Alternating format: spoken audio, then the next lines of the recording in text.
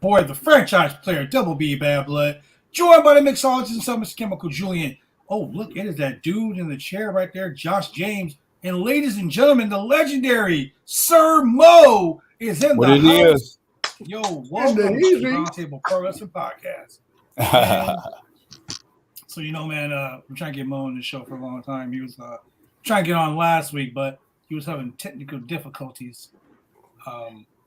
But I ain't gonna do you like Nate the Great did last night. I ain't gonna talk shit about your headphones because Hey. I knew that was coming. I could always do it like this. Shit. Either way, or like this, and then you won't see my eyes, so I don't even have to put up with the bullshit. But so you just got over here. I'm gonna leave my headphones like this so I can hear, and anybody that want to talk shit, they can come see me. It's all good. Man, they ain't trying to come see me. It's all good. So, oh, look, Husky's in the house. Sir Mo is the man in the chair. Okay. All right. It looks like you took Shane's spot. Man. So check this chair out, right? So it was like on that side of the room last night, and everybody was calling Denise wanting to know if I was back in the hospital because all my medical supplies is over there behind the chair. But I'm just sitting in this recliner right here in the living room. Yeah. Where Denise at? She there? She she just fed me. She just covered me up with my blanket right here, clipped my nails just before we came on, tried to kill me. But she's back there in the back doing her thing. More trying to look sexy for the podcast. Right? No, man.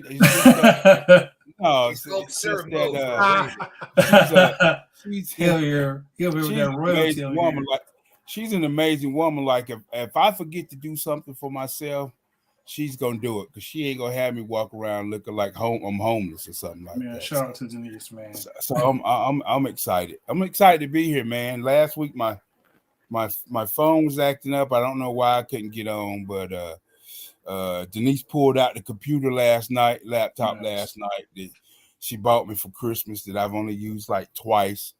Last night was the second time. Today is the third time. So I'm excited to be here. I've kind of been watching you guys, and I like this show. Well, you see, we kind of clowns on this show, man. We talk about wrestling. We talk about everything else. Julian just came back from Bali like 2 days ago. He just went over and got married. Instead of talking about his beautiful wife and the beautiful ceremony, he talking about how he happy. He mad he had to come home, put underwear back on. I just don't get it. Hey, you're right about that. Oh my Congratulations, brother. Ultimate haters I mean, in the they didn't house. tell me that I have to wear it at the job, but I just kind of do out of respect. Again. All right, so hater, you're a wrestling enthusiast, man. I want you to jump in on this this trivia right here. Let's see who gonna walk away with the Roundtable Pro Wrestling Podcast Trivia Championship tonight. Hey, Josh, don't be Googling shit. Shane, don't be Googling shit. I know y'all. I know y'all.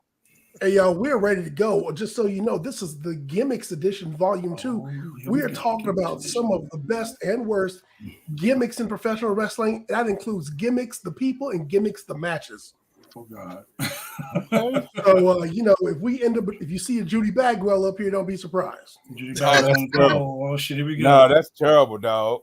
Judy Bagwell. That's terrible, man. Hey, nobody. Look, no one is off. No one's off limits on this show. Nobody at all. Nobody. I might have to run. Man, can't afford no more heat.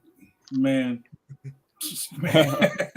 I'll do my best. If it gets too hot, I'll just, I can't get no more heat. I am him. That's all right. That has got to be the one, the only Sunday Sinner. No, that's me, my man. Oh, Jesus. Sinner is covering. Sinner is not going to be on tonight. He's covering a news story. He works for the news. Oh, okay. He's kind of pissed off because he heard Mo's on the show. He's like, "Damn it! Now I want to be on the show, but I got to work."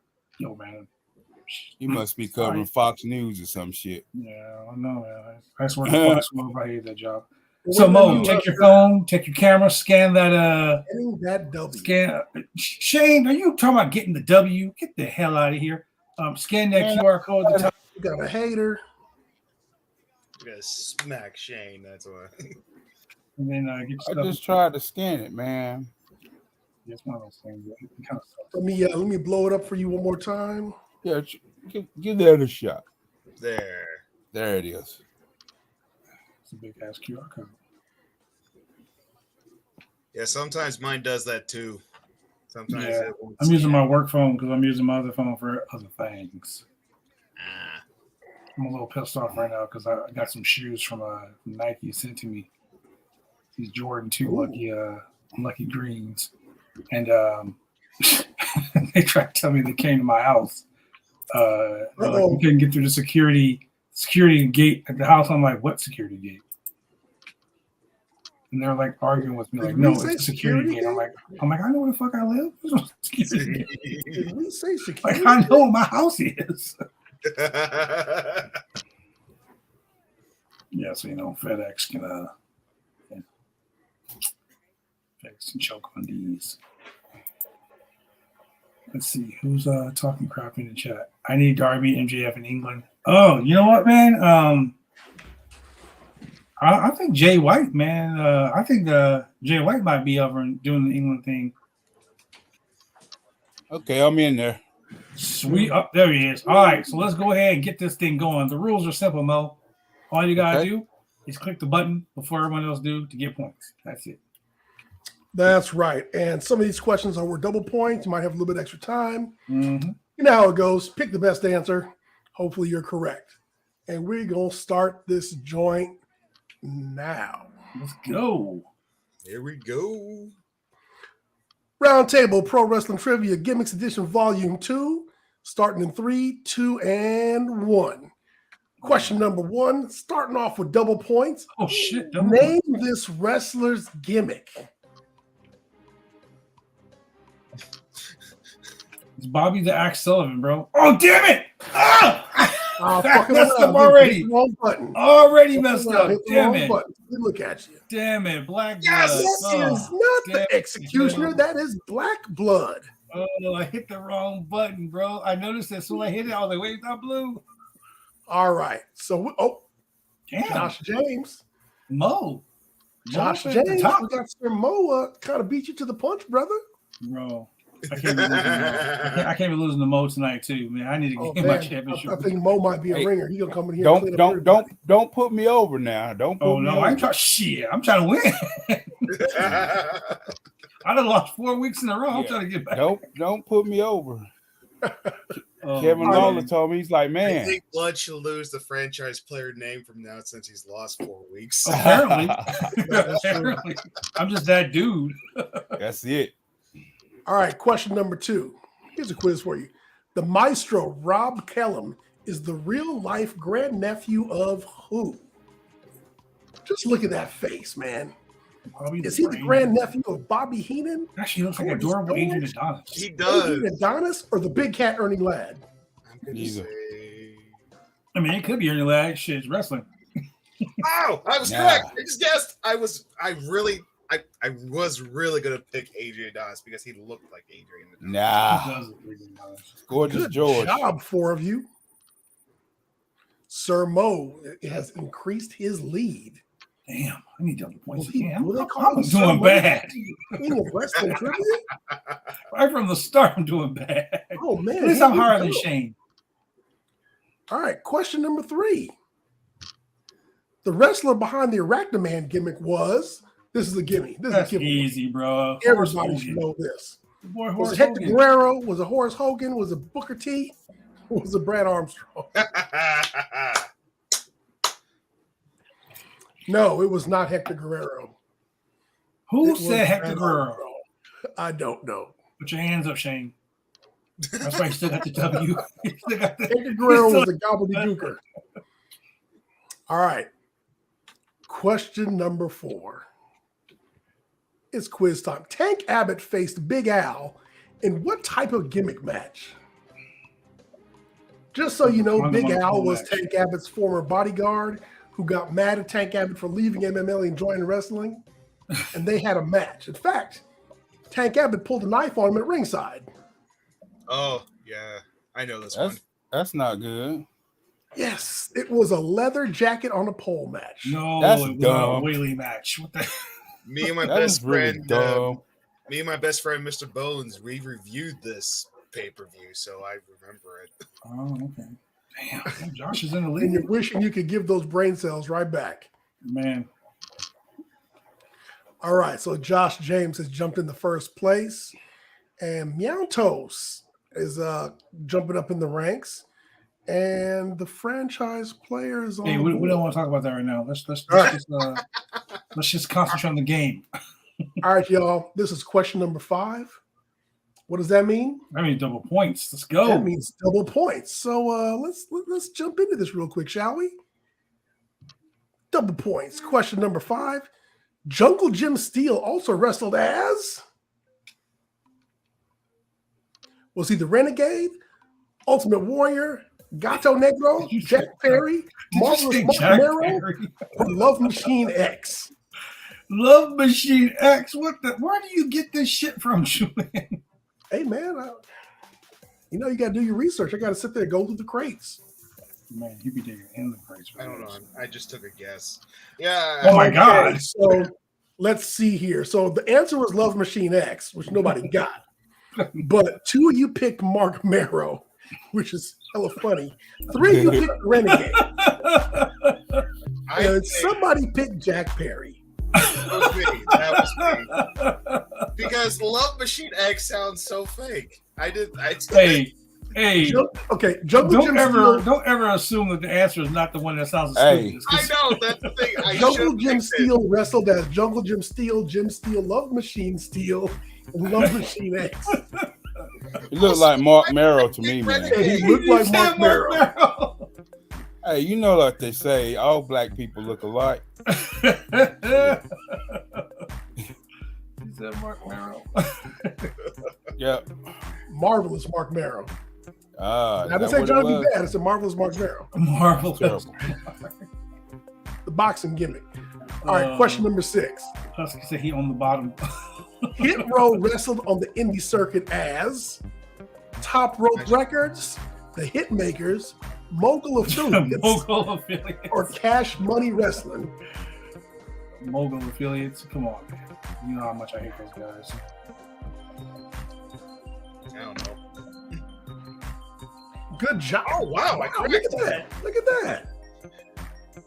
Everybody picked up points that time. Husky said one of these days he'll get some. Oh, look at that. I'll answer a question correctly. Good job, Husk. I don't know. All right. Question number 7. Since y'all feel like winners, which gimmick did Brad Armstrong not use? B.A. Buzzkill, Lasertron, Candyman, or Fantasia? Wasn't Fantasia the Freebird? Last Nah. Freebird? Then he became Fantasia Backstreet. Fantasia No, that was Barreno. back. Fantasia Barreno. Oh, Barreno? Lasertron was Hector Guerrero. God damn it. Yes. Oh. I know. When you thought of Candyman, you thought about the black dude, the other Candyman. Virgil. When you thought he was Candyman, but he wasn't. Great movie. Haven't seen the new one. Oh, you got some new one, bro. It's good. Candyman. All right. Question number 8. True or false?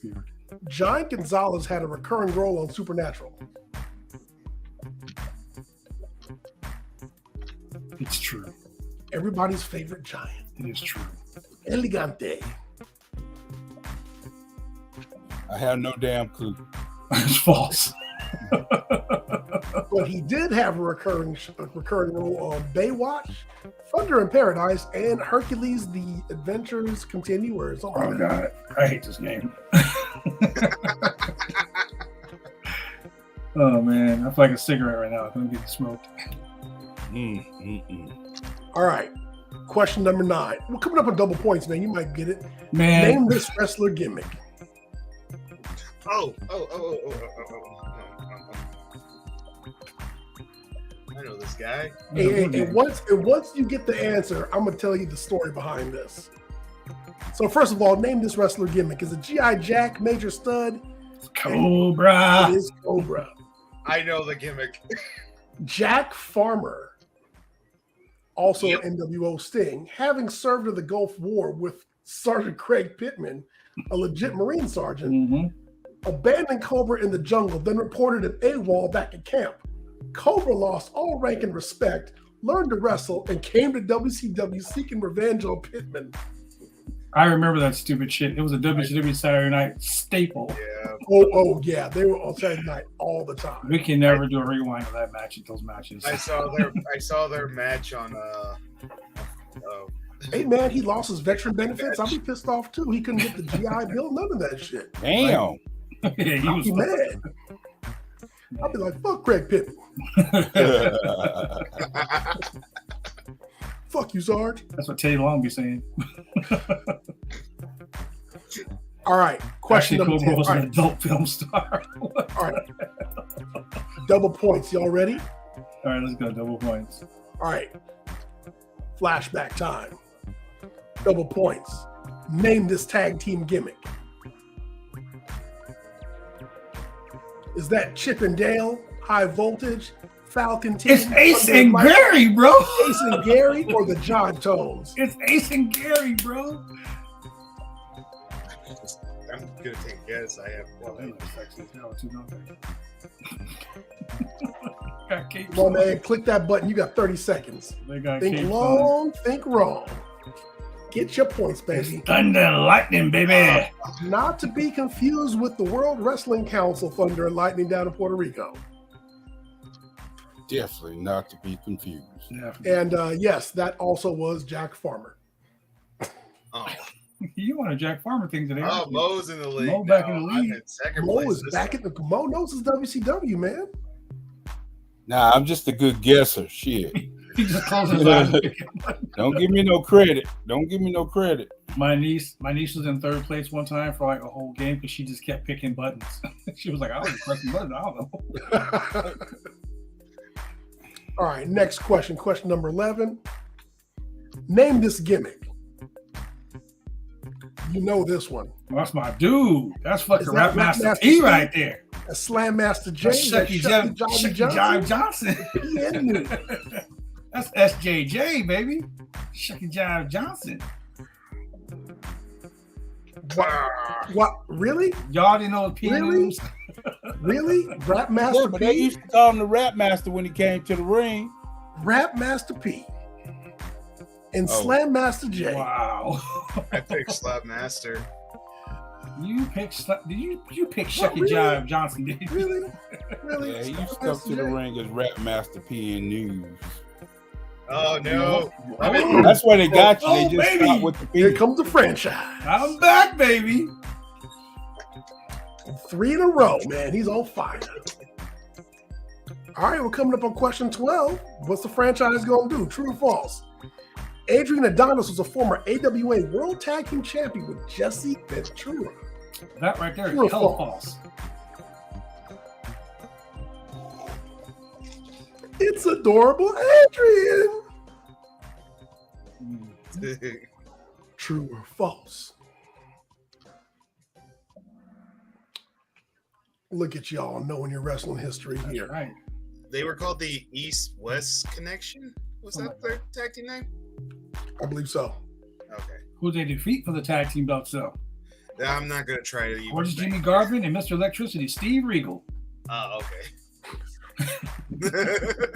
Yo, I know my That's- AWA, man. I know That's my the other AWA. Steve Regal. I know my AWA, man. Yeah. That's the other Steve Regal. Yeah. Other First Steve Steve Regal. Regal. That's the William Regal that we know. Lord, not Lord Steve Regal. Not Lord Stephen with Sir William. All right, question number 13. What was the name of T.L. Hopper's plunger? Oh, what the fuck? Oh, jeez. Was it Jolene, Betsy, Unpluggo, or Vincent? I was Unpluggo? hoping Pluggo would be here, but Oh, now, wow. yeah, just Pluggo's probably wasting watching it right gag. now laughing. I'm just picked you. I don't remember. You should pick Vincent because, you know, It was Oh, Betsy. I was right. Betsy. Wow. Anybody who picked Vincent should be ashamed of themselves. It was probably You Adam should Woods. be ashamed of yourself. It's probably Adam Woods. Josh James jumps into the lead. Jesus Christ. Wow, straight from third to first, even from Ashley to Classy. Man, he put that lotion on. Man, look at that. Oh, damn. Slid right up in there. Man. Yeah. All right. Wow, that was a hell of a jump right there. Yeah, Right. seriously. I never seen that shit before. All right, question number 14. Shit, he can't go any higher. Man, he can. Okay. 2 participants must dress up as each other, and a participant uses the other's entrance theme in what type of match? Is it an imposter match, a trading places match, a cultural appropriation match, or a Cultural doppelganger match? appropriation, man. That should have been a Black History question. Think? Cultural appropriation. No, it's a trading places match. Oh man, I got it dang right though. Oh! Oh, I am him. Slides from third to first, going from Ashley to Classy himself. dang. Look at the winner, chicken dinner. And just in time for double points, man. Oh yes, We baby. might have a shakeup here. Let's see what's going on. All right, Shane, you ready for this one? That's right. I am the you franchise. ready, Shane? That's right. Remember that shit. Let's go. Double points. Name this wrestler's gimmick. I hate this puzzle crap. I do too. I can't tell. I'm not even gonna make it easy for you.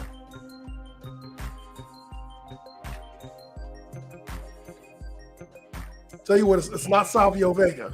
No. It's not Quang. Yoshi Kwan. It's Master Kang. Nah. It's show No, enough. It is Yoshi Kwan. baby. I just Yoshi guessed. Kwan. Oh, I am him, baby. everybody's keeping their position. Let's go, baby. Let's go. Shane, how'd you do? Shane is still at the bottom. That's how he did. All right. How you doing? All right. Question number 16. Malibu. Which Wait, that was was double not points? one of Kamala's previous names? Was he not Sugar Bear Hair, the Mississippi Mauler, Ugly Bear Harris, or Stagger Lee? We are. And if you've been here for Black History Month and paying attention, you know the answer to this question. Yes. Oh, And I still got it wrong. And it's Still not got it Sweet wrong. Dick Willie. Stagger Lee. He was not Stagger Lee. That's right. Mm-mm. Stagger Lee was used by 2 previous black wrestlers, but it was not Kamala. I panicked. Coco was one of them. Yep. Loco was one of them. I think what you'll get Pork Chop Cash too, right? Yep. Kamala was one of my favorites as a kid. Yeah, we did a Black History one. I totally failed at it. All right, question number 17. True or false? Power Team USA was managed by Dutch Mantel.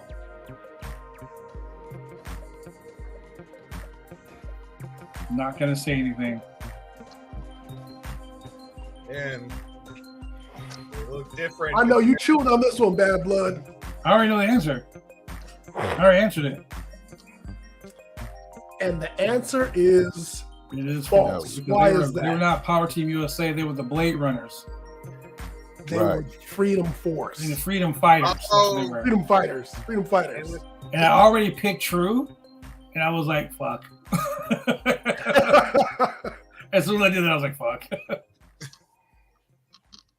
But yeah, look how far Warrior and Sting came from that picture. Yeah. All right, question number 18. Which wrestler was a member of the West Texas Rednecks? Was it Bobby Eaton, Curly Bill, Terry Funk, or Horace Hogan? Ooh. Talk about your Yeah. gimmick groups. Hey, rap. Because rap is crap. Goddamn, it was Curly Bill, too. Nobody pick Curly Bill, Wild Bill Earl. a.k.a. Vincent. You know what? I didn't see that. I didn't think of that. Oh my Where, God. hey, where's Adam Woods when we need him?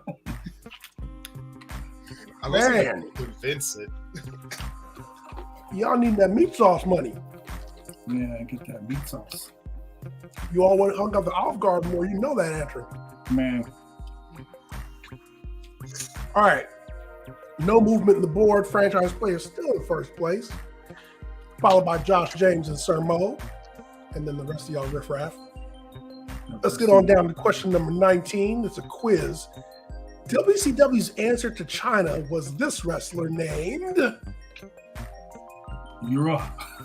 Was it Asia, Europa, Miss America, or Karen? It was Karen. She looks like she'll be asking for your manager.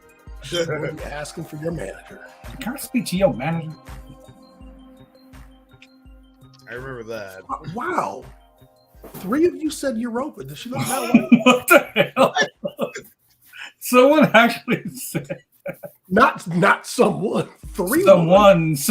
Someone. Listen, ladies and gentlemen, he said China. So obviously Asia. I never saw her. Just made sense. Like I never saw that shit. Yeah, She was short-lived. Yeah. Oh, Yeah, okay. real short-lived. She That wasn't must have been one of those Guns. nights I didn't watch. It's one of those Like, you Major blink, you Guns or miss General it. Erection. You blink, gone. All right, we're coming up with double points here. Question number 20. This is a quiz. You know, I hate your quizzes. Frontier Martial Arts Wrestling, October 99. Mr. Ganosuke and Hayabusa was what kind of match? A Doomsday Chamber of Blood match, an anus explosion death match, an exploding barbed wire death match, or a cock ring on a pole match? Wait, it really was an anus explosion? Yes, and the Oh, object of the match was to literally insert a firecracker into the anus of your opponent. What in the fucking successfully shit? blow it up. You are kidding, right? No, No. he's not. No. There's only one reason I picked this gimmick match.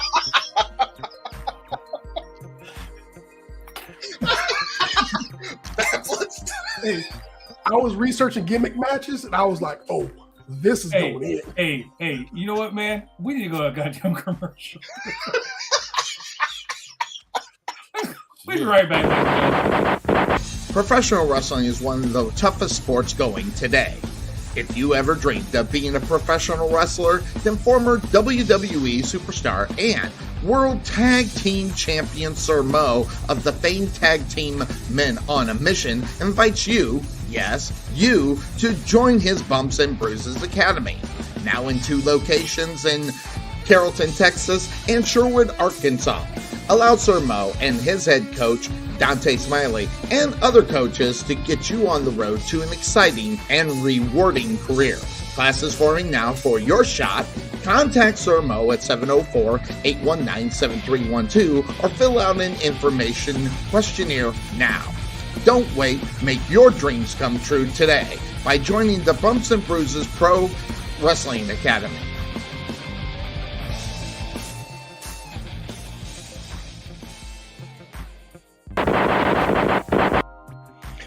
Hi, this is James Beard with SWE Fury, and you're watching the Roundtable Pro Wrestling Podcast.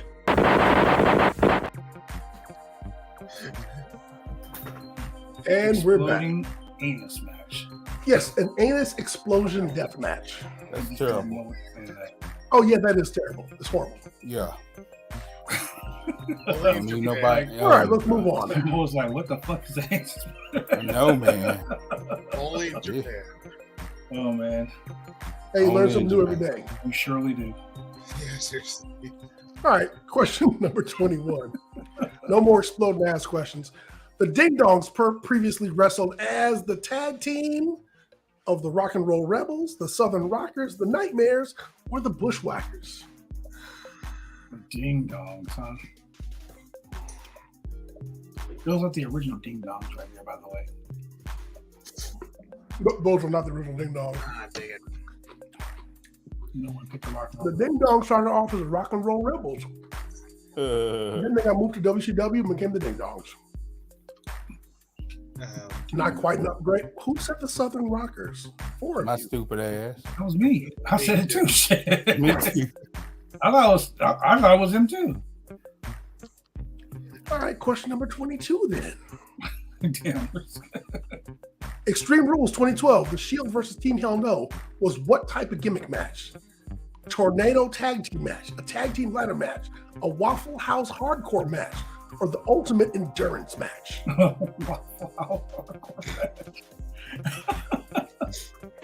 Didn't AEW have a match like that one time, or was that It something? was the Cracker Barrel match. Oh, there we go. Thank you. Yeah. Really? Yeah, the match was sponsored by Cracker Barrel. Oh my Okay. god. So that was the Bucks. The Bucks used to go to Waffle House. Honestly, the first time I ever been to a Cracker Barrel was because of the Bucks. They were like, come eat breakfast with us. And we Never were been in there. Tennessee somewhere, and I was like, I never fucking seen a Cracker Barrel before. Really? The only Cracker Barrel I know of is off the 15 up in the high desert, heading out towards Victorville. Victorville. Yeah. That's where they eat there all the time. Okay, true or false? Razor Ramon 123 Kid had a baby daycare match. What the fuck? I'm gonna probably say yes because it's some weird shit, and it's Vince McMahon, so it's probably some weird shit. This was 1995. Hey pal, do me a favor and put a diaper on that kid. But Oh, that's false. I think it was a crybaby match. Hey, pal. It was not a baby daycare match because it did not involve Bobby Lashley choking no kids out. Man. Bobby Lashley did care. Damn, I am him is killing it. All right. We have no streaks. What's going on here? All right, question number 24. Kurt Angle versus Chris Benoit. They competed in a what type of Iron Man match? Was it an ultimate submission match, an extreme tap out match, a stretch him match versus a stretcher match, or a hashtag I quit match? It's like the Yappa Pie strap Hey, match. I ain't gonna laugh, bro, because the Yappa Pie shit threw me off too.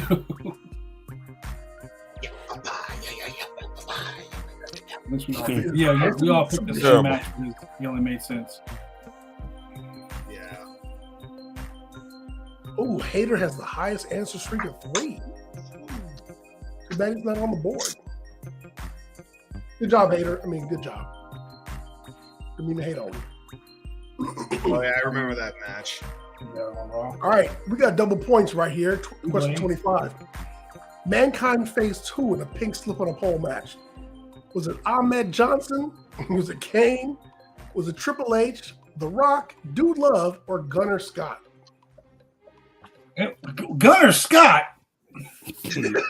He's not fired. I mean, you know. Gunner Scott. He got fired. Who the fuck is Gunner Scott?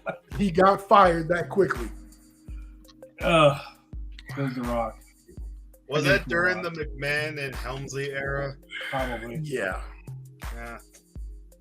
Surprised it wasn't doing the 2-man. What the shit? Shane flipped in the first place. That's those double points, man. Feeling Like like Shane now. All right. More than Question one number shit 26. Question number 26 in the battle for first place. Elias faced Braun Strowman in what type of match? Exploding barbed wire, Symphony of Destruction, Smashing Pumpkins, or a colonoscopy match? I'm done with you, It Julian. was probably I'm done with you, Julian. Colonoscopy. It was That was a real fun. shitty answer, Julian. That was a real shitty answer. Hi-yo. This is a colonoscopy match. Oh! Who am I? I am him. I am him. I'm him. Terrible. Josh James still have 3 correct. Hey Mo, you're almost to the podium. I know, right? Almost there, just like 50 points away. 30 points away. All right, question number 27. True or false? Amish Roadkill's catchphrase was chickens. False. It was carriage. It was cabinets.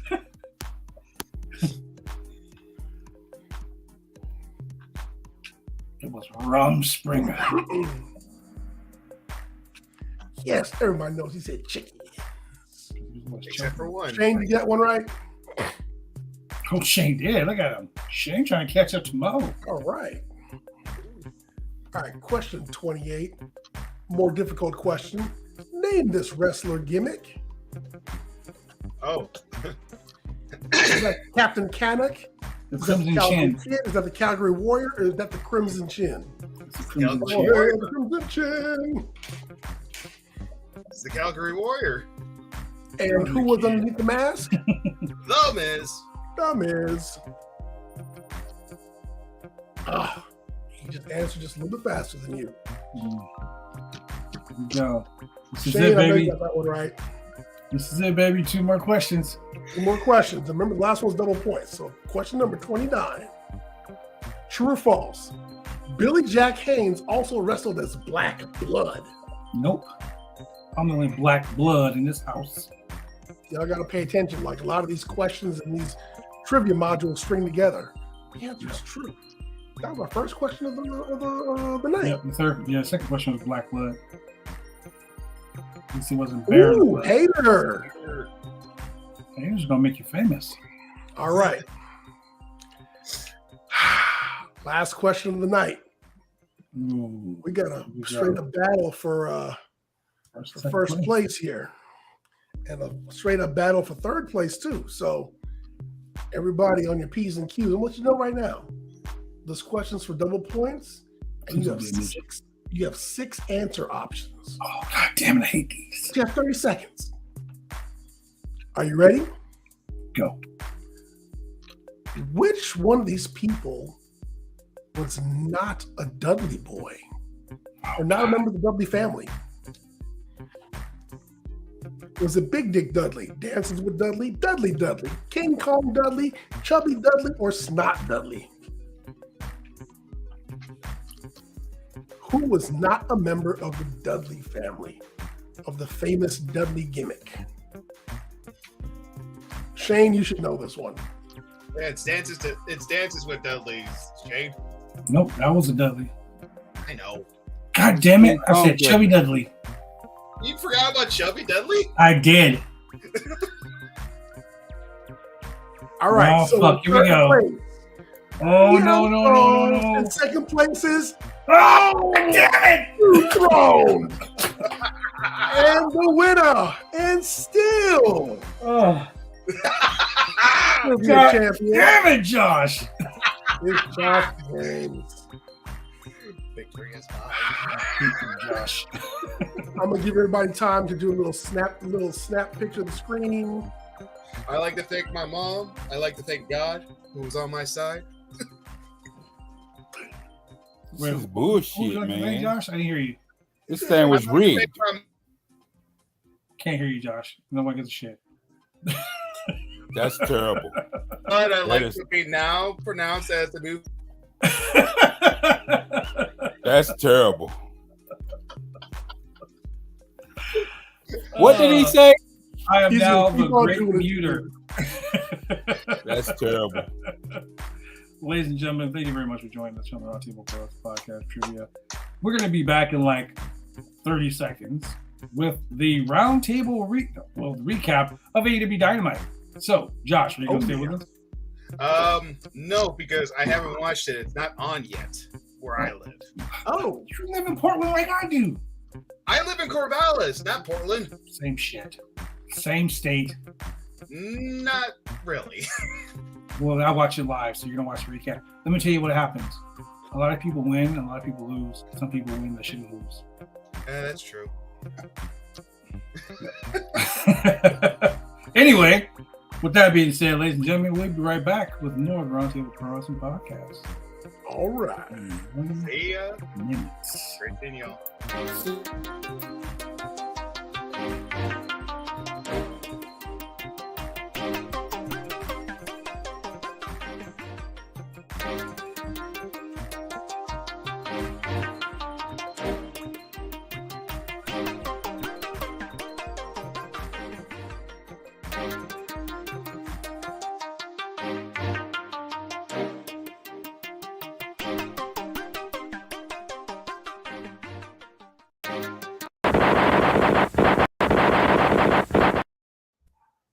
I don't like that I got robbed again, Julian.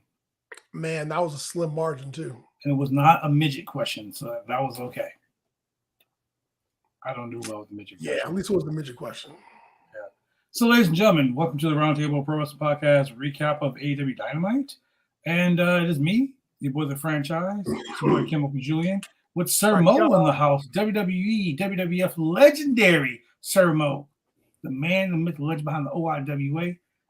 Mo, I know that you're taking a conglomerate over the pond, across the pond. So Let's what? talk about that, man. What? The OIWA over in the UK. Yeah, September 16th and 17th. We're going to be over there. Myself and I think 13, 14 people. Jesus Christ. 13. So Dante's going to defend the OIWA International title. You know, we might as well just call it the world title now. Let's just call it the world title now. Right.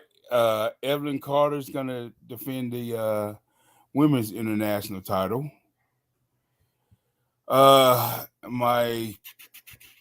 world's heavyweight champion, that title was changed into a world title a couple years ago when Shane Taylor took it over to the UK and defended it. Damon Daystar, AJ the Future will defend the current Chaotic Kingdom championship, which will become a world title after that trip. And I think those are the only 4 belts that are being defended. I'll tell you right now, AJ the Future legitly is the future as well. Holy Man, that kid is something else. You know, he's got a match this weekend against Gino Medina. So, you know, and he's a top star. I don't know if he's still there because I don't keep up, but he's a top star at MLW. And they used to call him the second coming of Eddie Guerrero. Oh, Yeah, wow. he's that good. But now let Dominic hear that. Well, I think he's a little too damn tall. I'm not booked on the UK show because I'm actually defending the title in Allentown, Pennsylvania the same week. That's why. Right. Allentown, Pennsylvania. You had quite a few title matches in the last 2 or 3 years. Man, I've had shit. This will be the 95th championship match. That's crazy. Bro, one thing I learned is that you need to, in order to make the title mean something, you gotta actually put the work in. We were talking about this the other night with the Intercontinental Championship with Gunther being Intercontinental Champion. Everyone's saying Gunther's such a great Intercontinental Champion. Don't get me wrong, he is. But the man, in my opinion, the man who made the Intercontinental Championship the workhorse title wasn't Bret the Hitman Hart. It wasn't Shawn Michaels. It was the fucking Miz. That guy was defending that title every week, week in, week out. Everywhere he went, it was a title match. So for me, over the last 2 years as the OIWA North American Champion, I made sure that almost 90% of the matches I wrestled were all title matches. Right. Yeah. Because you have to. Hurt, ankles messed up, shoulder dislocated, all that stuff. You still got to go out there. Dante Smiley, the the OIWA World Champion. Dude was wrestling Control Your Narrative. Dude just debuted in NWA.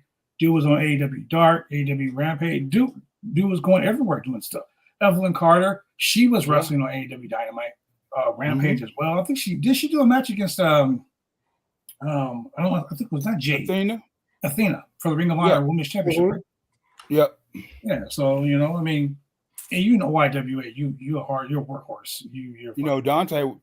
Dante was supposed to be on Raw this week, but there was a paperwork mess up with his blood work. Oh, okay. Like there's like a second what was that disease that they tried to say Abby had? Hepatitis? Yeah, there's a second blood work. There's a second blood culture test that you got to take for that, and somehow they looking for the antibodies for that, or something like that. But anyway, that kid has been everywhere. You did mention NWA, correct? Yep. So that kid has been everywhere. He's excited to go to the UK in September. He stays booked up, man. He stays booked up, and I don't think he get the credit for how good he is, man. When you posted that the other day, I had to throw my little 2 cents in.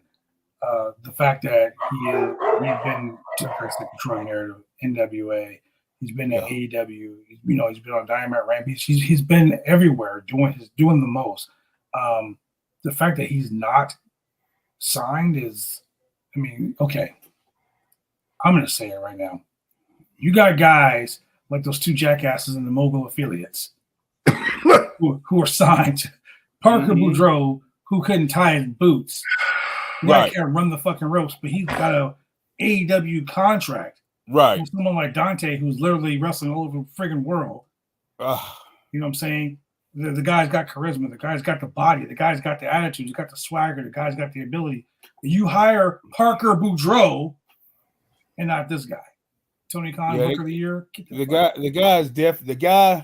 The guy wasn't ready when he was in WWE, NXT, or whatever. He's not ready now in AEW. But you only had 12 matches. You got TV experience for 12 matches? Well, it's bruh. If you and I drink coffee together every day for a couple years and we get that acquainted, it don't matter how much talent I got. If you're in the top spot, you're gonna get me a job. I would hope.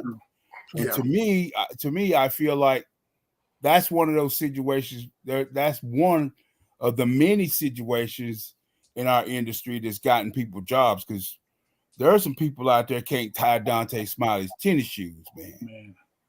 You know what I'm saying? And got contracts, man. But we're not in charge. We're not the bosses. You know what I mean? I'm kind of like Roland Martin. You can't be black media and be scared. So in my view, it's bullshit. I agree.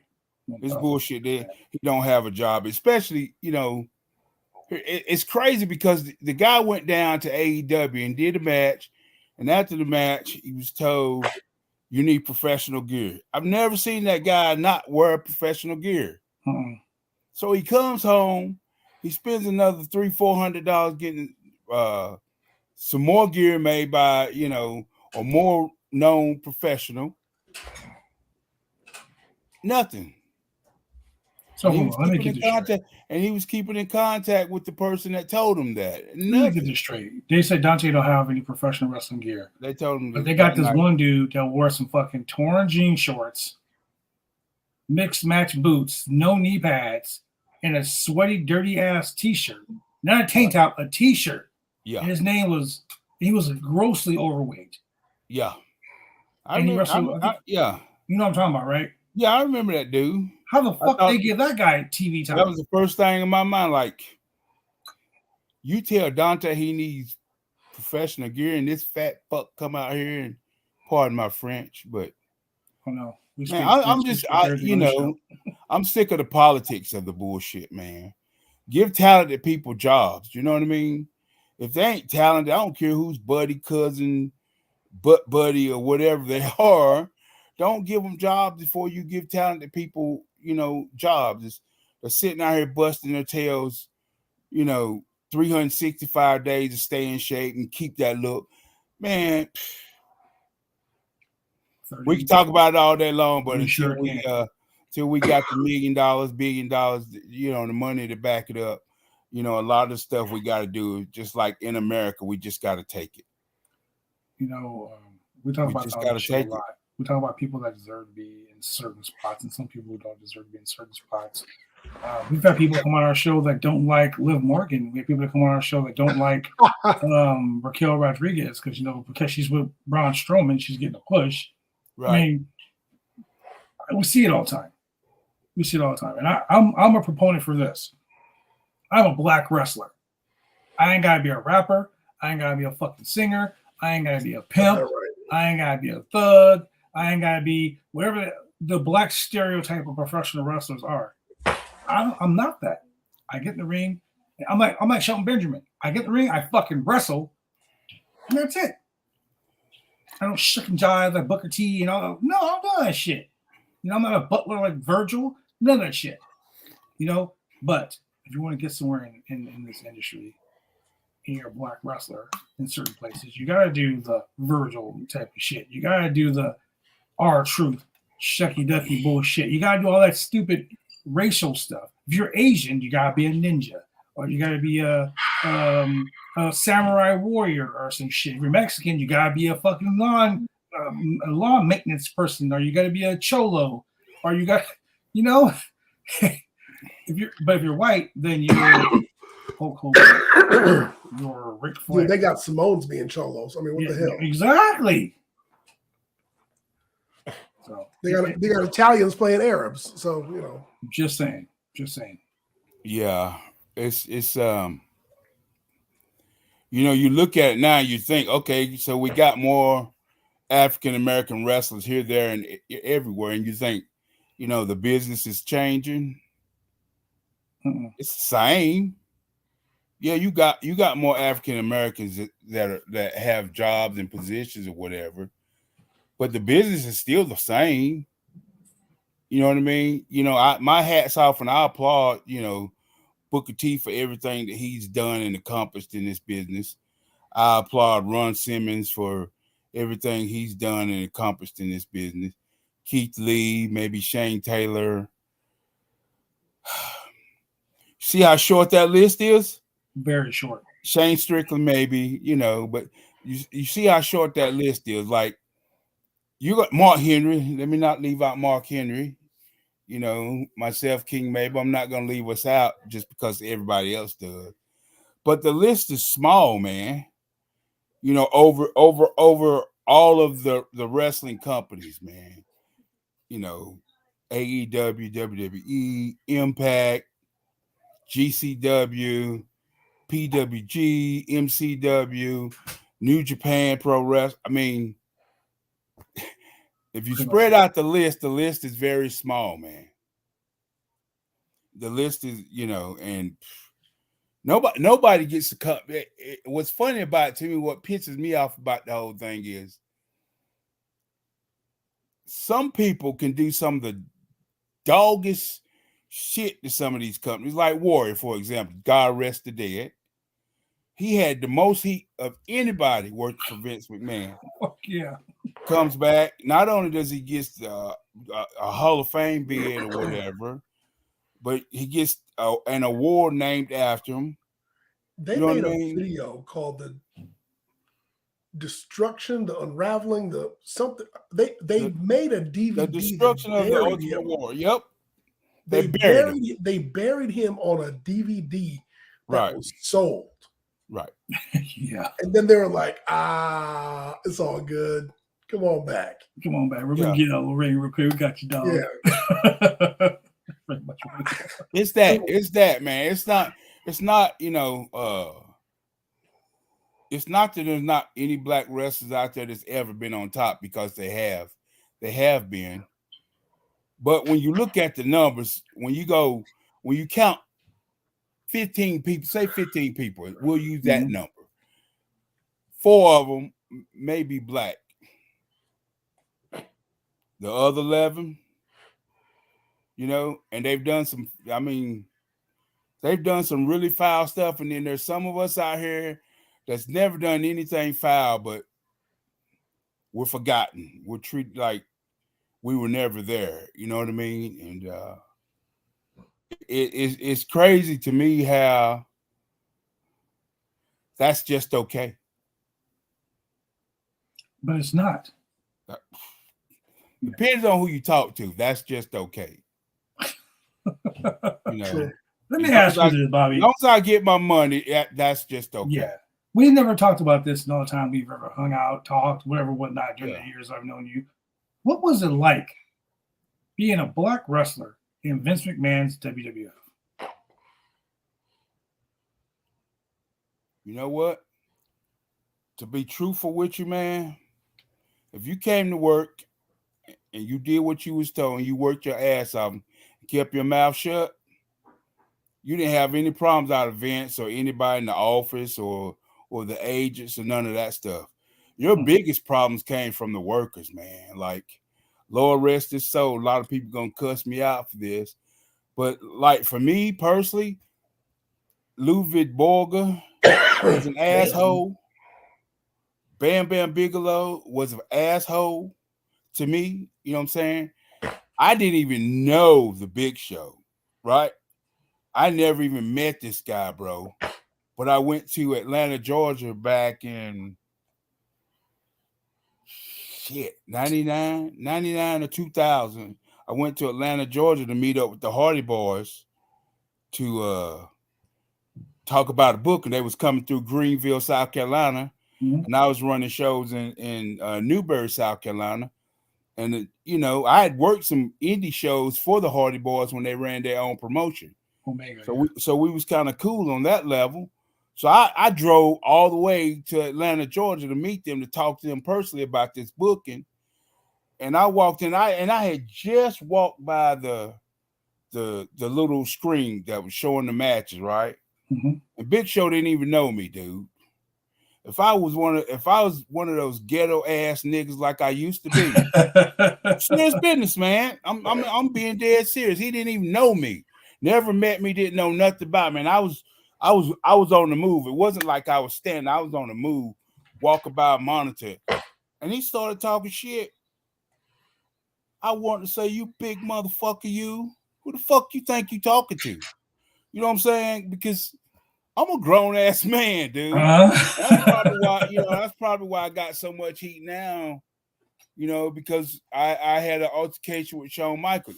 Now, after it was all over with, I realized that, you know, being young, I didn't understand where it was coming from. But as I got older, I understood where it was coming from.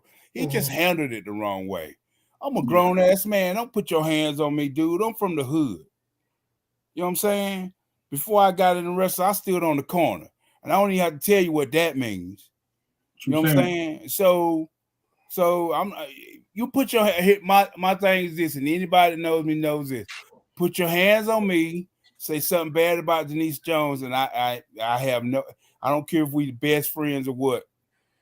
I'm gonna come uncouth and I'm gonna tell you about yourself, and then if you want to get down, we can get down. Oh, handle it, baby, handle it. But as far as work for Vince McMahon, Vince was always fair.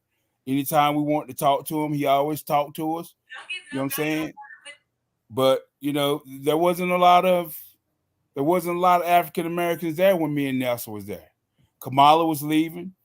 Curtis Hughes got messed up on that stuff and was running around the hotel room butt ass naked and got fired. And that, I think that was the end of it, bro. You know,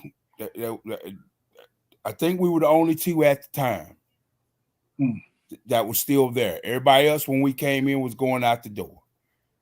Man. Yeah, Vince was, I mean, I couldn't tell you how Vince is now, but from 93 to 96 when I was there, man, I couldn't ask for a better boss.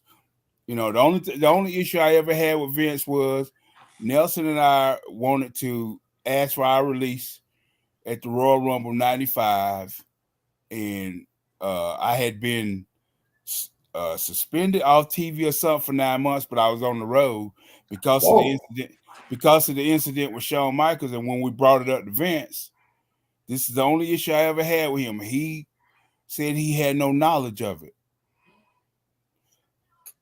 I'm not on television. Vince knows everything. Right. I'm not on television. We're the hottest tag team going at the time. I'm not on television. How do you not have knowledge of why I'm not on television? Were you doing house shows but not TV? Oh yeah, I was doing them. Not wrestling. I was going to them. I went to every single show. Had to sit my ass in the chair and watch the show. So you were working catering. Pretty much. Pretty much. You were being paid to work catering. I don't know and the reason why I bring that up is we've had this discussion on the show many times about why you have talent, and I don't care what the reason is. I don't care if you're mad at the talent, if you feel that they fucked up, if whatever. Why do you pay people to just sit in the back and like, I might use you next week, and especially when you have good talent? Oh, bro. You want me to tell you? We've had that discussion here many times. So many times. The worst of it all was we went somewhere. I don't remember where it was, but I was there. I was at the show in the back, and somebody couldn't make it. You know what they did? Instead of saying, "Hey, you suit up and you go work," they flew in Brawler. I have nothing against Brawler. I love Brawler. But they flew in Brawler. I'm already at the building. So you're saying to me, they got y'all sitting there. No, not y'all. Nelson was still working, but it got me sitting there. And they're just like, oh, by the way, we got to fly in somebody else to do the spot. Yeah. Let's waste money on the flight. Brawler. Putting this dude to work. Exactly. Brawler. Yeah. And back then, man, there was, you didn't have a guarantee. So if you didn't wrestle, you didn't get paid for wrestling. All you could do is draw that $200 per diem, right? And it was costing you $150 a day for rental cars, hotel rooms, eat. So I probably made about $35 a day for every day that I was out on the road for 9 months. That's it, man. My taxable income in 93 was $14,000. That's like $14,000. That's like 14 paychecks. If that. Man. If that. I went on some loops, man, in Florida. You take that $200 a day. I went on some loops in Florida. It was so bad, man. When you get your check stub at the end of the damn week, you'd owe the company $300. Damn. That's how bad it was, man. That's how Vince stayed in business. Vince was working at the time, I won't, I try to be truthful about as much of it as I possibly can. But at the time, Vince was also embroiled in the steroid trial. Mm-hmm. Yeah. So them lawyers had to be paid. Oh yeah. I hear that. I mean, Kevin Nash will tell you the same thing, man. Like when him and Scott Hall left, everybody that was under contract that didn't get guaranteed money, like I think a few people had guaranteed money, like Brett, maybe Shawn, Undertaker had guaranteed money, but everybody else had this contract where it was you were guaranteed 10 days a year. Yeah, Matt Bourne told me the same thing. 10 days a year, $150 a day. That was all your contract was worth. $1,500. Yeah, Matt Per Bourne year. told me the same thing. He Per said year. most of the time they worked on a per event basis. Per event.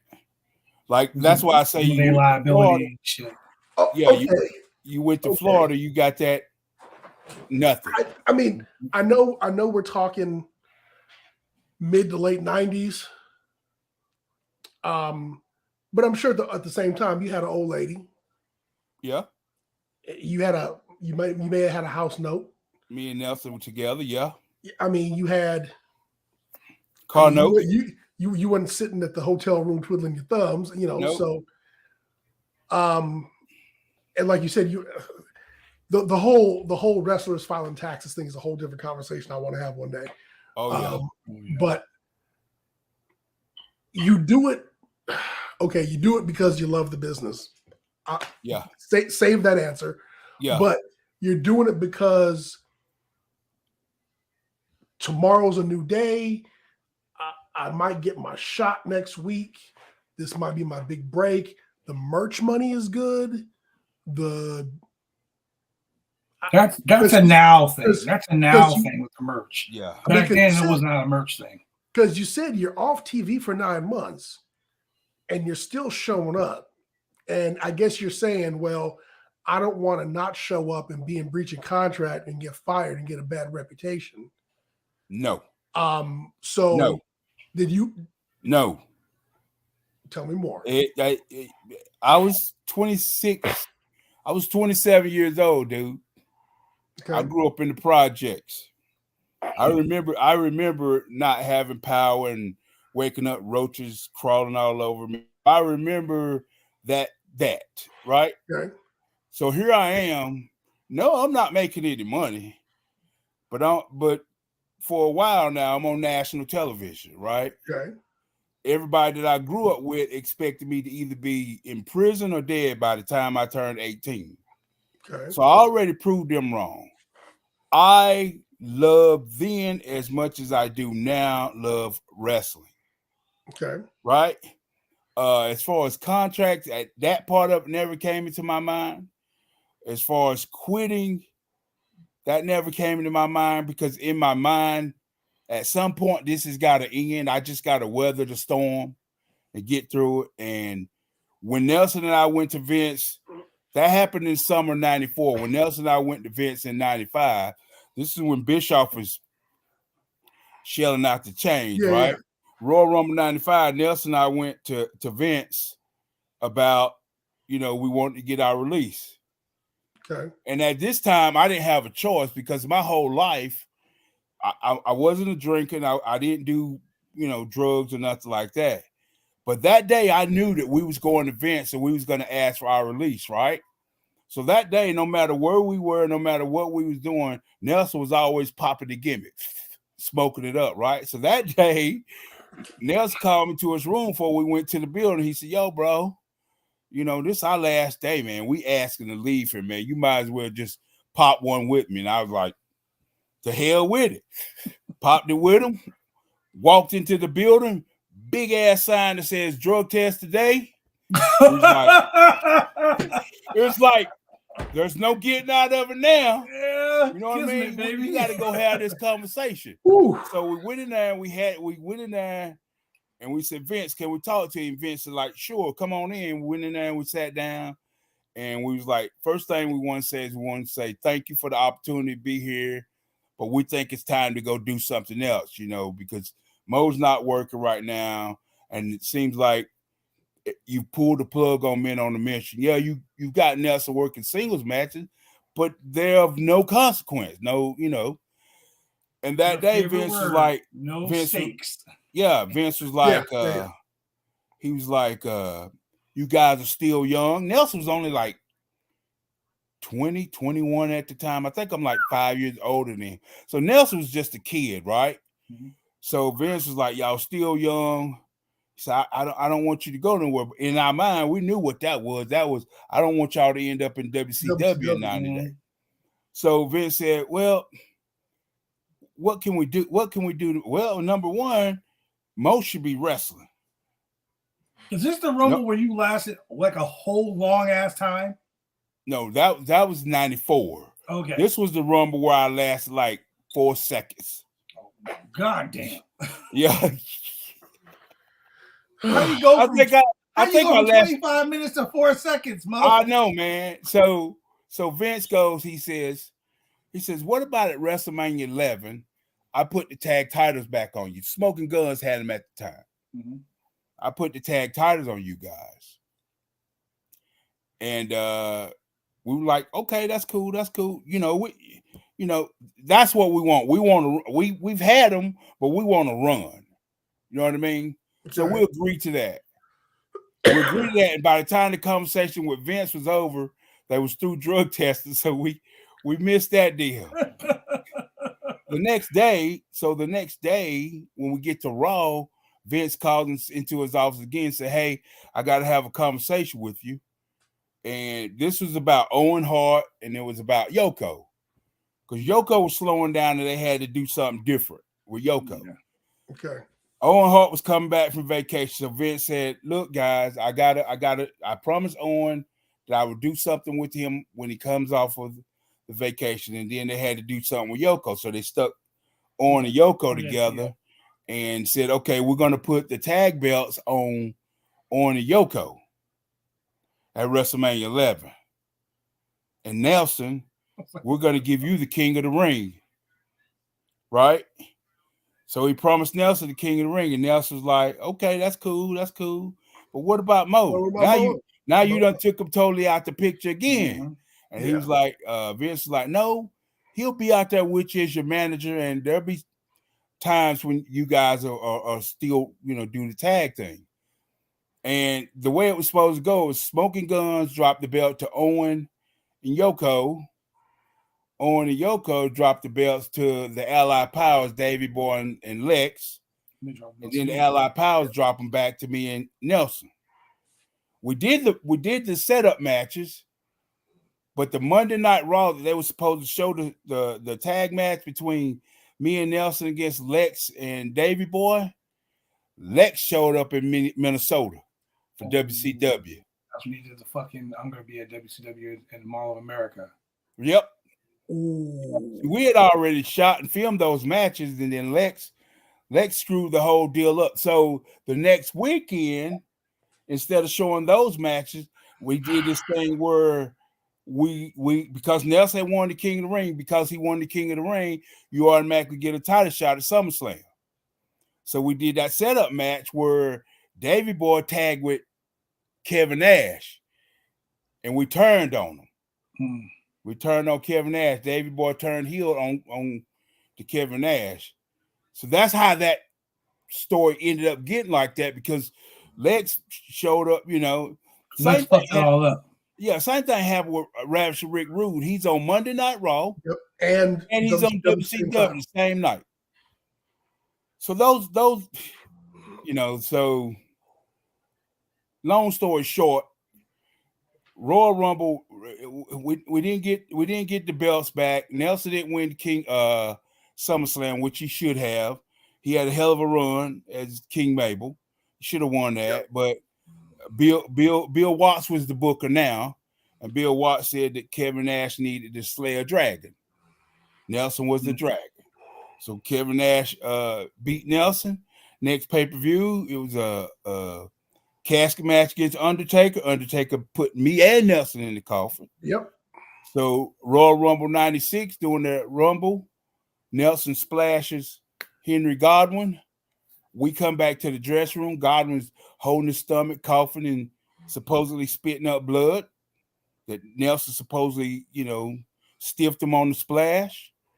And I'm sitting in one dressing room, and I hear a commotion in the other one, and I go in the other one, and Nelson and Undertaker like this toe-to-toe. Undertaker's cussing him out, telling him, man, you weigh over 500 fucking pounds.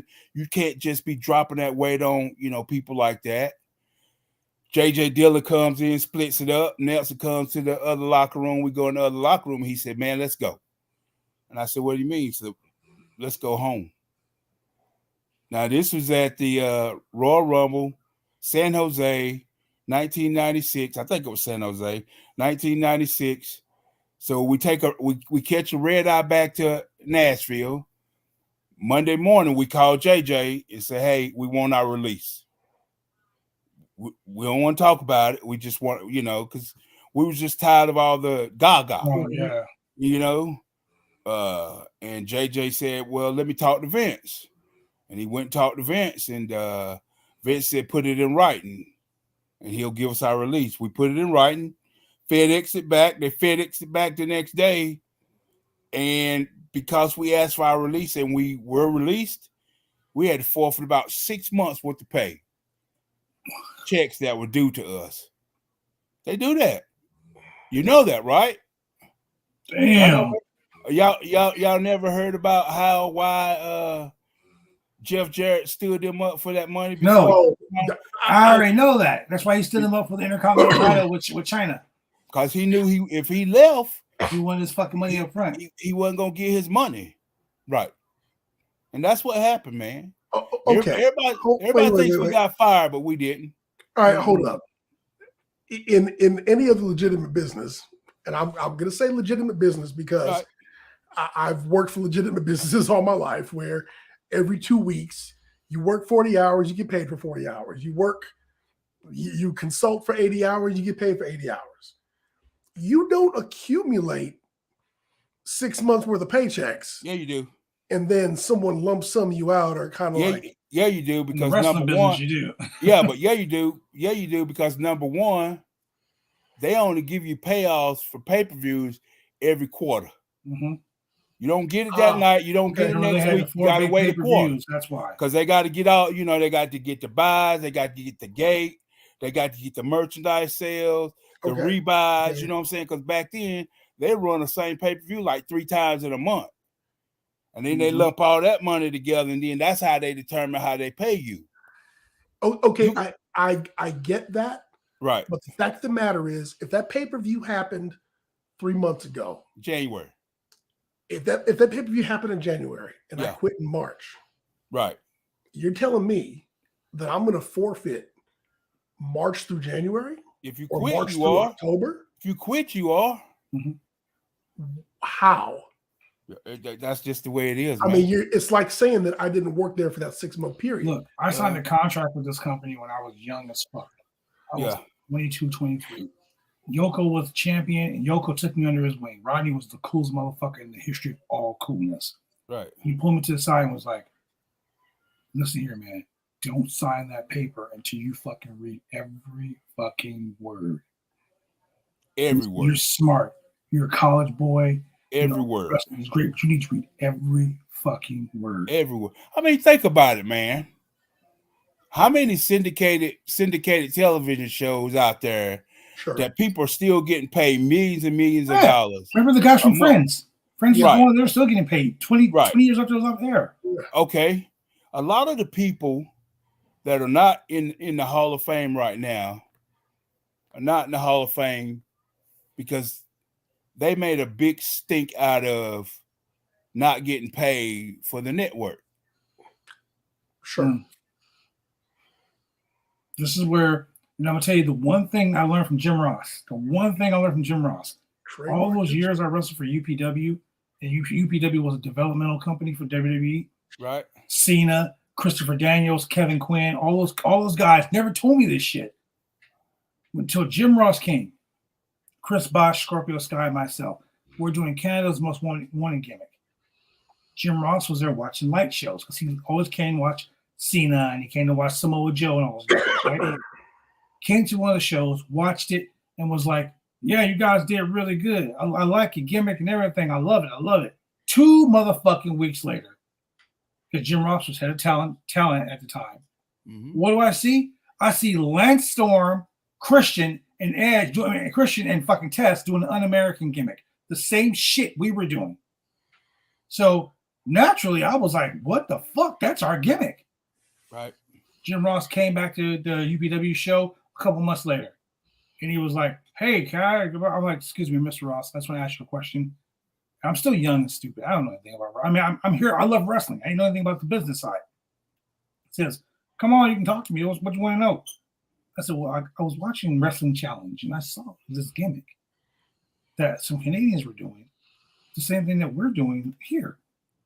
And he said, well, you know what? You should trademark your shit, kid. I liked it. I took it, gave it to somebody else. That was the day I found out how to trademark my fucking wrestling name. So this wrestling name you see here, trademark, likeness, logos, anything, face. So if I'm wrestling for a company and I don't want to wrestle for them anymore, and they put my fucking picture on a flyer, I will sue their ass. The name Bad Blood, I own the name. When WWE did that fucking pay-per-view, Yoko was like, send him a fucking letter. I sent him a letter. Told him I sent a copy of my trademark. That I own the name, the likeness, and the logo, and all that shit. And they took one of the D's off, and they changed it. That's why now you have to search for that fucking pay-per-view now. Now it's just in your house. Yeah. You know, Right. But if a wrestler signs a contract, they're waiving their rights to their likeness, their logos for that amount of time. Mm-hmm. So guys like Mo, when you wrestle for WWE, and then 30 years later, they come up with a fucking network, they're still owed that money from their likeness and their logos unless they... the problem with that whole thing is, though, bro, is if you look at that contract, back then, if you really looked at it, it was in perpetuity. Mm-hmm. Yep. That means forever. Forever. They control, you know what I mean?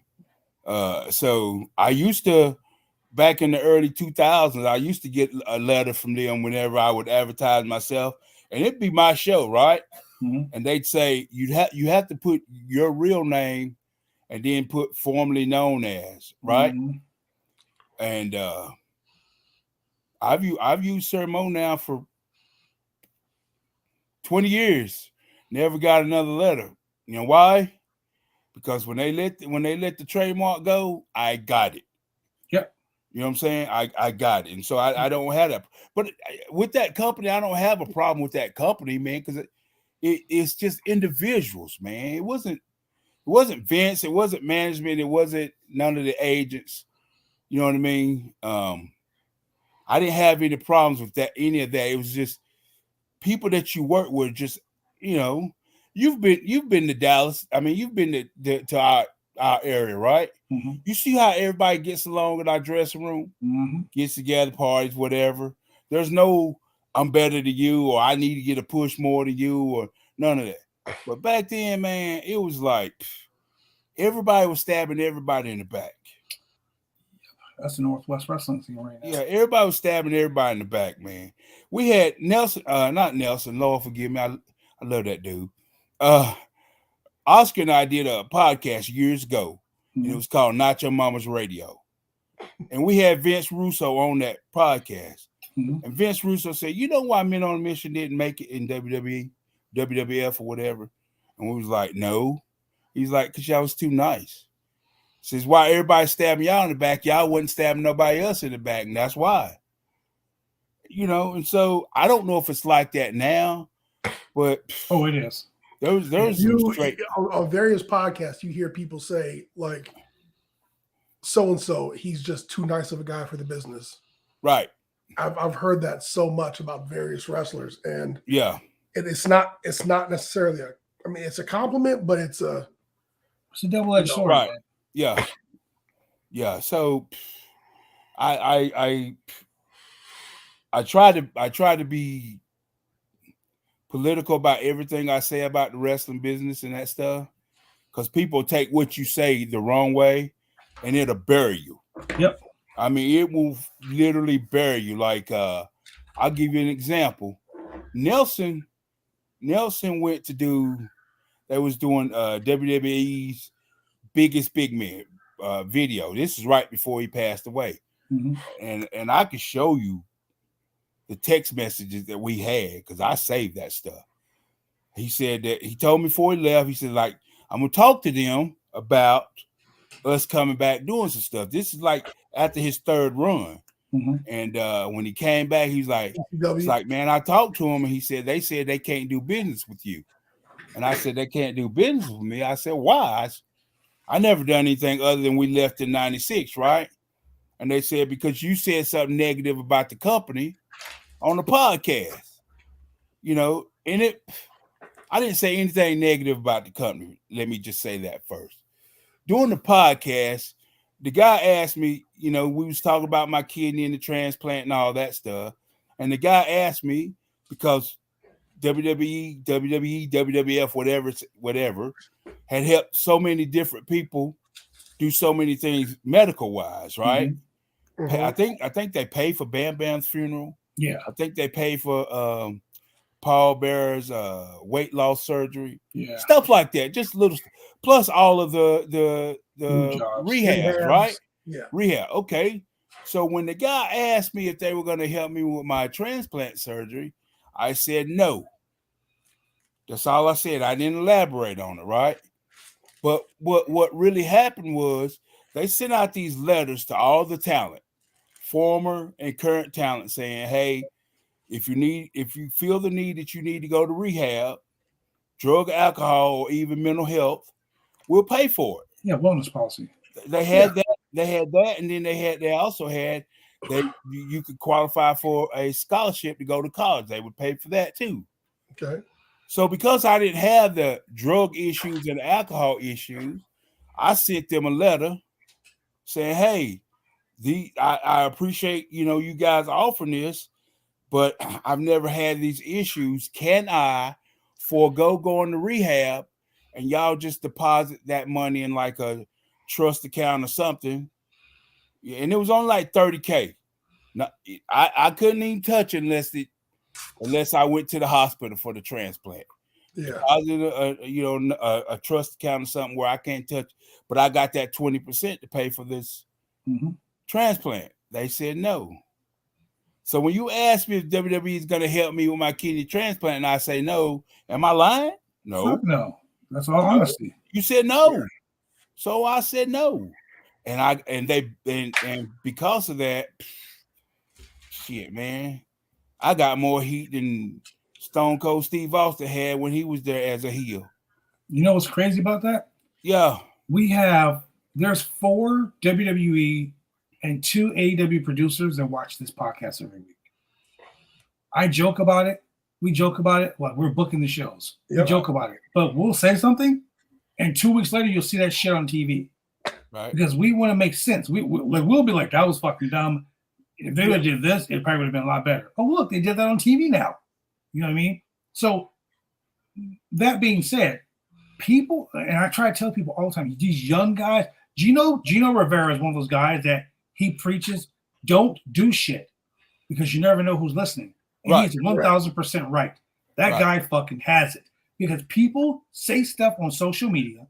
Yep. And that shit never vanishes. No.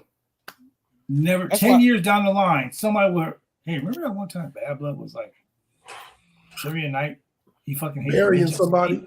He hates the midget questions on Trivia Night. Now he's a midget hater. He hates fucking midgets all around. So now I'm labeled the midget hater. Right. You know what I mean? 20, 25 years from now, I'll be like 80 years old. They're like, yeah, remember that one time you were like, I hate midgets? Like, what are you talking about? Internet never forgets. No. So. Nope. And you never know who's listening and who's watching. And that's why I very rarely do podcasts, because I don't want somebody to take something I said out of context. And then you know, people carry their feelings on their sleeve. Mm-hmm. You would think this is a multi-billion-dollar company. You wouldn't carry your feelings on your sleeve. You know what I mean? And if everybody talks about second and third chances, and you look at all of these programs, and there's people that had seconds, thirds, fourths, fifth chances. You know what I mean? And I say something like no to a question if they're gonna help me with my transplant. And I haven't had I haven't appeared on WWE television live since 1996 because of that. Now, that's pretty good. Yes, ma'am. Huh? Oh. Is that Denise? Yeah. So it's Denise. Oh, I said hello. Hey, Denise. BJ said hello, and Mr. Julian said hello. So yeah, man, it's like she was just reminding me of what time it was. You know, you can put my up, turn that back kitchen light off, baby. I'll make do with this one right here. What is it, like 10:30 there, 11? Yeah, it's 10:35. But yeah, man. So I you know, I've had to apologize more than once to people that have done me wrong, but they've never apologized to me. You know what? You know what I mean? I'm gonna tell you this, and I'm gonna put it right here on this podcast. And you know, when people watch these podcasts later on, we have people like all over the country, all over the world watch these podcasts god awful times of the night. In some places that you wouldn't even expect. Like Bangladesh, they got fucking TVs in Bangladesh. You believe that? Like I didn't even know the fuck that place was. But shout out to Bangladesh. They were watching the Bali last week. You know, shout out to them, man. Shout out, man. Yeah, you were in Bali last week. Anyway, Mo has. I would have retired from this business 3 years ago if it wasn't for you.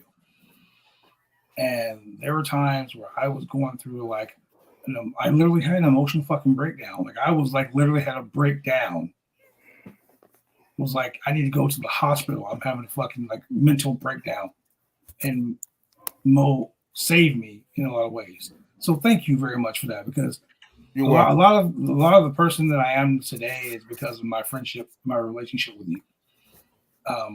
And I say that because you've always been like no bullshit person, and you support somebody, and you don't sugarcoat it.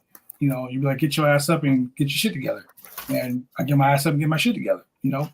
Yeah. So I appreciate you for that, and I thank you for that. But in this business, I've learned over June 16th to 31 years. 31 years in this business, I've learned that there are buddies, there are associates. You have very few friends. You know, and we said this about being heels on the podcast. It ain't the friend business, it's the business, the money business. Right. You know what I mean? God damn it. Toes from the Knucklehead Network. We need Goldberg. No, we don't need Goldberg. God damn it, Toes. Yeah.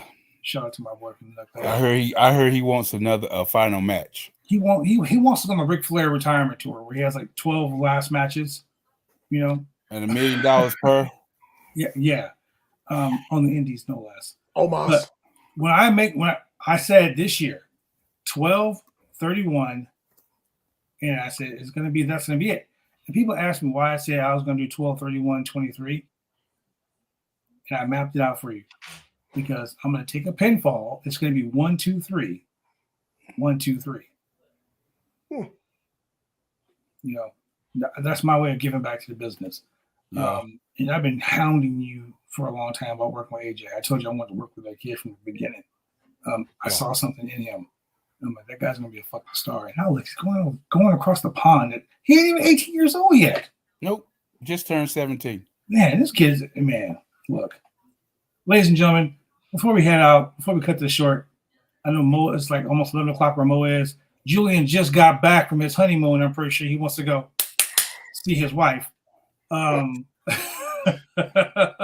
too. And I got plans too. So with that being said, ladies and gentlemen, thank you for joining us on the Roundtable Pro Wrestling Podcast. Mo, is there anything you want to tell these people before we go? Hey, look, man, I'm just appreciative of anybody that's a fan of professional wrestling. You know, I'm appreciative of you know, a lot could be said about a lot of things. I'm appreciative of the fact that I was given that opportunity to work in WWF, and this allowed me here 33 years later to still be able to use that lineage to make a living, so to speak. My kind though, because I just didn't financially make what people thought I made while I was there for 3 years. So there's people that sitting in Congress right now make more in 1 year than I made the 3 years I was there. Yeah. Okay. But I'm appreciative of that. You know, I'm sorry that my comment about them helping me with my kidney transplant got misconstrued, and so pretty much got me blackballed or whatever for 30 years. You know, I'm sorry about that. The situation I had with Shawn Michaels, I've said it 1,000 times. Now I understand why that happened, what he was thinking. But at the same time, he's come back to professional wrestling as a Christian, and he's made amends to everybody else he had problems with, Bret Hart, Undertaker, so and so. But he's never once apologized to me. And I even tried to book him on my shows, man, so I could at least sit down with him and have that conversation. Not that I want him to apologize, but I want him to know that I understood where he was coming from. His approach was just wrong. Don't put your hands on me. You know what I'm saying? That's just anybody. So I appreciate coming on this show. I've been blowing you off for a long time, and that's why, because I had this thing in my mind that I'm not going to get on the podcast and get pulled into saying something negative, and then it affects me and my kids that I'm trying to get jobs. You know what I mean? Yeah. Because just like you said, the internet don't forget nothing, and they don't forget nothing. And be like, oh man, we ain't gonna give this kid a job because Sir Mo trained him. Yeah. You see why I tried to avoid that? Oh, you and me, we always on the same page. We always on the same page. So, for me though, if I die tomorrow, I gotta die with my own truth. And my own truth is exactly what I said, man. If they're gonna punish my kid, even though they got the talent to be and do whatever they want to in this business because of something I said, then that speaks of their character, not mine. Mm-hmm. And the only person that can judge me is God in heaven. So they do what they got to do. I'm gonna from now on say what I got to say. You know what I'm saying? I'm gonna tell the truth. If you ask me, I'm gonna tell the truth. I know a lot of people out there love a lot of wrestlers, but there's that saying, you don't ever want to meet your hero. Well, yeah. I've been in that position. It's one thing. It's one thing to see somebody on television and love them, and then meet them one time, like a live event or something. And they cool, man. They cool. But it's another thing when you hang out with them 285, 320 days a year. Then you get to see the real person. When you ain't hanging out with the gimmick, you're hanging out with the person. Yeah. Right. And you get to see the real thing. You know what I mean? I could be cool to any woman that comes up to me in a bar. Hey, sweetie, especially if I'm high off on pills or something else. Hey, I could, but when I'm in the dressing room with the boys and I'm trying to get their spot or knock them out of their spot, I'm going to be the biggest asshole I can. I'm going to accuse them of doing all kinds of stuff that they didn't do. Ooh. And that kind of stuff happens, man. You're telling me? Yeah, that kind of stuff happens. We have had these conversations about this man. shit. I made a mistake, and I know I'm dragging this on, but I made a mistake of kicking out a Fatu Splash. It was a tag match between us and the Head Shrinkers, and right as the ref hit 3, I kicked out because Nelson told me to, because I'm supposed to roll out and then they supposed to feed in and Nelson catch it with the double clothesline, right? Mm-hmm. I got chewed out up one side, down the other for doing that, right? So a few months later, me and Nelson in a tag match against Bam Bam and Tatanka. They got Ted DiBiase out there with him. Tatanka gives me the ending drop, or whatever he calls it. Yep. Pins me with one finger on national television, bro. Bam Bam got the audacity to come back to the dressing room and tell the agents I kicked out of the finish. They go back because I had done it before with Fatu Splash. They go back and look at the videotape. I lay there like a hoe, getting pinned with one finger, and they saw that I didn't kick out, and then they chewed Tatanka out for pinning me like that on national television. Like, dude, I'm one of your peers. I'm not an extra. I'm not a, you know what I mean? Mm-hmm. Yeah. Don't treat me like that. I'm not a PLB. Not a boy. Yeah. So anyway, it's the wrestling business. You guys know. And I'm sure y'all talked to enough people that anything that I'm saying, y'all probably sounds like, man, I heard that before. 100%. Yeah, I heard that. I tell these guys all the time. Man, it's funny because my students would go to these seminars, right, and pay their money. You know, from like, I'll give you an example. A couple of my students went to a Rikishi seminar, and when they came back, they said, "Yo, coach, what's up?" I said, "What's up, man?"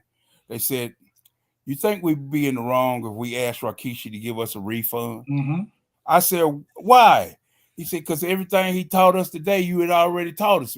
We had already heard it." So I did a show, and I brought Kevin Sullivan in because me and Kevin Sullivan are tired of the Ducks' ass. I was like, "Kev, come do the show with me, man." He's like, "Can I do a seminar?" Sure. Kevin got up on the stage. There was like 75 people in this seminar. Kevin got up on the stage, put his chair down, and started talking. And for like 10 minutes, I listened to him. And I said, "Kevin, can you stop for 1 second?" And he's like, "Yeah." And I get up on the stage, and I said, "Each and every one of you motherfuckers in this room right now, I'm very hurt by you guys. I'm very disappointed. Because the same shit that Kevin just told you guys, and you guys were clapping and yay, yay, I tell you motherfuckers that every week. Every guy. And one guy in the back was like, "I'm sorry, blood." And I'm like, "Shut up." I was heated, bro. Right. Because live TV is hard. It's the same story, man. It's the same story, man. From one person, you'll find some people out there that'll give the utmost gratitude, you know, for the company, for the business, and for the people they work with, and that's cool. I respect that. You know, you want to keep your job, you want to keep your position, and you don't want to say nothing out the way to lose that, something that you've strived for your whole life. Yep. But I'm just gonna say this. I'm not speaking for no other black person. I'm not. But if you were in my position, you would understand. If you went through the things that I went through, you would understand.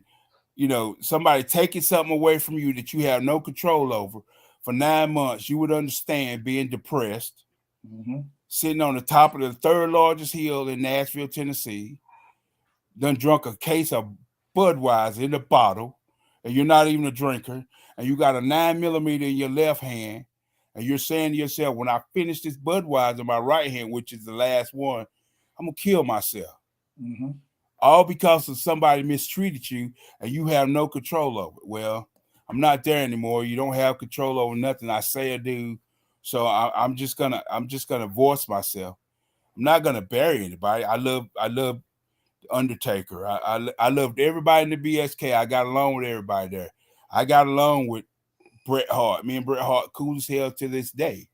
You know what I'm saying? I got along with Lex Luger. I got along with everybody, but there was that one incident with Shawn Michaels, you know, that caused me to get put on the shelf for 9 months, and I almost took my life behind it. And so that's when I told Nelson, when he said we're gonna ask for our release, I said, "Bro, you could do whatever you want to do, but I'll never go back and work for that company." I said, "I'll never put myself in a position to where I'm working there and then they could just treat me anything." You sure? Yeah. I would love to go back for like a 200th anniversary if I live that long or something like that. Sure, it's a 1 in, 1 out. You know what I mean?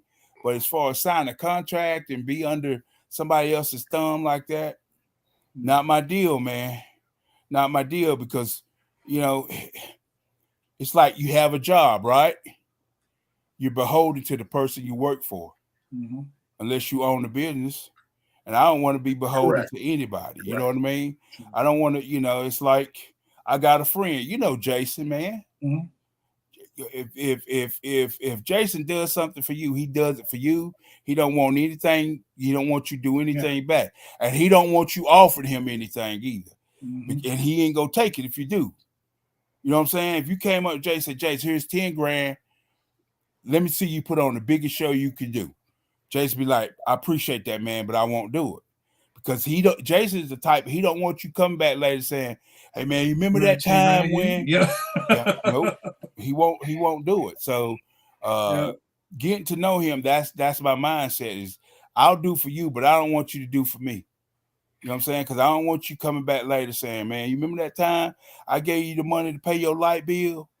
or to pay your rent. No, I don't remember that because you ain't never had to do that for me, you know. So, Never had to do it for you. and that's how, and then that's wrestling. Yep. You know, so man, it was my pleasure to come on, speak to you, Julian. Nice meeting you, man. Thank you I hope that your new nuptials last till the end of time, whatever that is for us. Me too. Bad blood, man. I can't even say how much you know you mean to me, man. I know I don't call you and text you every day, but honestly, man, like for example, I went in dialysis at 6:15 this morning. I got out at 10:15. Denise on the way home stopped at Ross. I went to sleep in the truck, got me to the house, got me into the wheelchair, wheeled me in, got me in front of my chair. I got my chair. Probably about 11:15. I woke up and I was at backstage on your program. You know, so that's how long I slept, man. I love Mo. I'm gonna tell you, man. Mo fucking messaged me and was like, I said, you gonna be on tonight? And he said, yeah, I'm already backstage. I'm like, you an hour and a half early. It's like, he was chilling. He's like, I'm not gonna be late. I'm not. I woke up and I was like, you done text me, you done call me. I was like, oh man, people just don't realize, man. Monday, Wednesday, Friday after you get out of dialysis, man, it's just you have to find the energy to do Monday, something. Wednesday, Friday, I work a long ass day. I come home, jump on my computer, I do all this shit. Then I go family life. I tell people don't contact me before 11 o'clock, man. You know what I mean? If you catch me around 11 o'clock, I ain't quite made it home yet. So you might get a conversation, something out of me, but no. Well, so I appreciate you, Mo, more than you will ever know. I appreciate you guys, man. Thanks for having me. I enjoyed it. The trivia. I kind of, you know, even though I guessed about 90% of it, you almost took the championship. I'm a little ashamed of myself. I kind of learned a few things. You came out the gate strong, man. I gotta appreciate that. I wasn't. Julian comes up with the most obscure, like he will find shit that I'm a wrestling thesaurus. I live, eat, sleep, breathe, shit, piss wrestling. Yeah. Julian maybe shit's a little more because he knows more. He pulls some stuff. Slick Dick Willie. What was his name? Julian then should be the original game. Hey, yo, Julian is man. Man, look, all I know is the fans that we have and the people that we have on this podcast are some true wrestling aficionados, true wrestling fans who've been watching AAA, CMLL, New Japan, WCW, NWA, AWA, WWE, just everything and all points in between, man. So I try to keep it diverse. What I also like to do is for anybody else who's watching who doesn't get questions right, I like putting stuff out there that's historic, so you know where people came from. Like you know that Scott Hall didn't start off in the NWO. You know, you know that Jesse Ventura didn't start off, you know, as an announcer in WWE.